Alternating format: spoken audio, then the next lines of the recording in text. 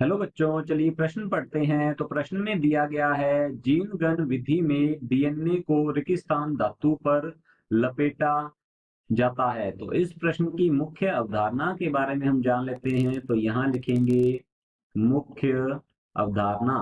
तो इस प्रश्न की मुख्य अवधारणा है जीन गण। तो लिखते हैं यहाँ पर जीन गण।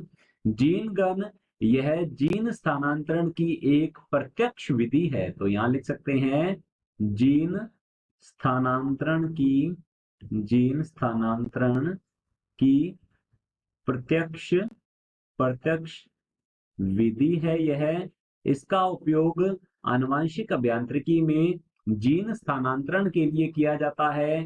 जीन गण विधि का उपयोग पादप कोशिका में, तो यहां लिख सकते हैं पादप कोशिका में जीन स्थानांतरण के लिए स्थानांतरण जीन स्थानांतरण के लिए के लिए किया जाता है के लिए किया जाता है। तो इसमें जैसा कि नाम से स्पष्ट है, जीन गण अर्थात इसमें बहुत ही छोटे छोटे सूक्ष्म पार्टिकल्स होते हैं जो कि हम कह सकते हैं गोलियों की तरह कार्य करते हैं। तो यहाँ पर हम लिख सकते हैं, यहाँ पर बिल्कुल सूक्ष्म गोलियों का उपयोग किया जाता है।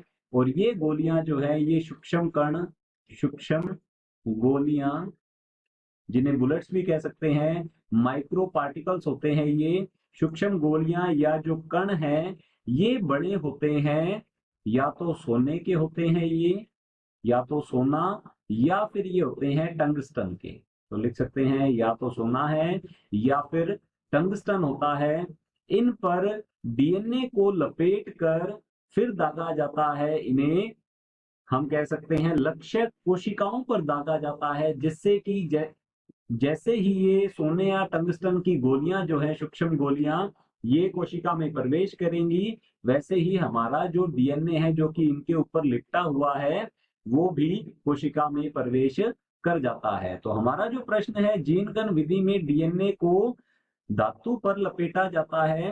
तो यहाँ पर जो सर्वाधिक रूप से धातु का उपयोग किया जाता है, सोने का उपयोग किया जाता है यहाँ पर, क्योंकि सोना जो है ये कोशिका में विषाक्तता पैदा नहीं करता है। तो हमारा उत्तर होगा, हम यहाँ लिख सकते हैं सोना। जीन गण विधि में डीएनए को सोना धातु पर लपेटा जाता है, सोने की गोलियों पर लपेटा जाता है। तो हमारा उत्तर होगा सोना। आशा करता हूं आपको समझ में आया होगा। धन्यवाद।